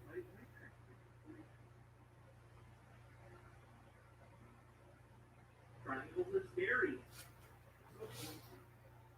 fell. Oh, so somebody sees them fall and everyone laughs at the guy who falls, but everybody wants to try it now. Don't get it? Yeah, people are dumb and they want to be influencers, so they push themselves to each other. Sure, monkey see, monkey do. But how do we go viral? You just said monkey see, monkey do. People post it, people laugh at it, people like it, people send it to their friends, other people try to do it, those get likes, those get sent to their friends. I think Paul just doesn't understand how the internet works. I think that's the fundamental problem here. How would it, I mean, it's so easy to just see. No, it's not. You just don't understand social media. Just like all the stuff going on in the world, it's just easy to. In fairness, I've been on social media for years and I've never gotten banned, and Paul gets banned after 5 minutes. He can't stop being a crazy person, so he's never spent a significant amount of time there, would be my guess. Princess Amelia says, fucking social media, how does that work? To see, just have eyes, just feel great. Little Cat Girl says, yeah, the point of challenges like that is to see if you can do it better. Yeah. Wake your mind up. Take it off cruise. Wake me up, Jesus, I can't wake up. Control right now. Yeah, it's stressful. It's easier to shut yourself off from it. But God doesn't want you to shut yourself off from this stuff. He wouldn't have put us here now to just sit here and be content with what's happened. And no, I'm not saying, let's go do something, let's go overthrow Big Brother. We need to wake people up. Peter Grant says, if you looked it up, the red triangle on that flag literally represents the Holy Trinity. All we can, is what I'm saying. And that's what I'm trying to do. A reminder to check out the website, Unconfined.com. See you on Monday. I hope to see everyone over there. I appreciate everybody who is here, Patreon, of course.